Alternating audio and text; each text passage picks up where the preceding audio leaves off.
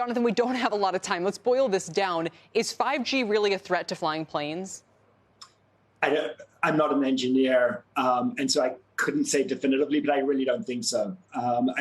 The bottom line is that 5G is deployed on 3 gigahertz spectrum all over the world. Planes fly internationally, and planes haven't fallen out of the sky in any other country around the world where this is deployed. So it's difficult to, I understand that the FAA has got a job to do to keep passengers safe and planes flying, but this seems like they're going overboard in an abundance of caution. I think it's very, very unlikely there'd be any risk to flights from this.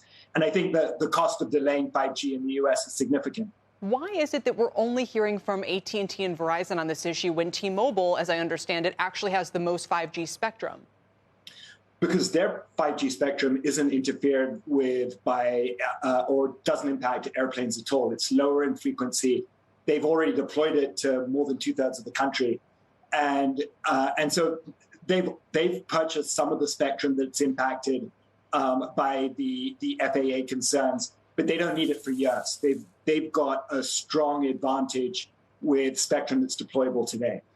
And actually, these delays that AT&T and Verizon face benefit T-Mobile. Right. It allows them to have a 5G spectrum advantage for longer. I was just going to point out that, the stock's trading around 114. T-Mobile is, your price target is 250. I read your notes, and sometimes I wonder if I need to give T-Mobile a try, because so far I'm not noticing a lot with my 5G experience. What are AT&T and Verizon's options here?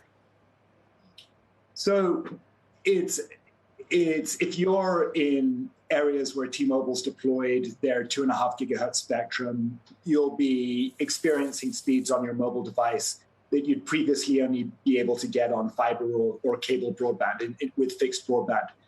It's 10 times faster than the speeds that have been delivered over wireless networks up until now.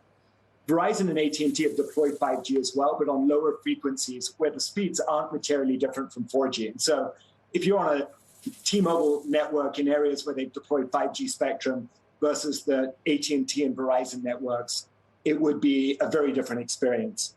Verizon and AT&T desperately need to close that performance gap or risk losing a lot of share to T-Mobile.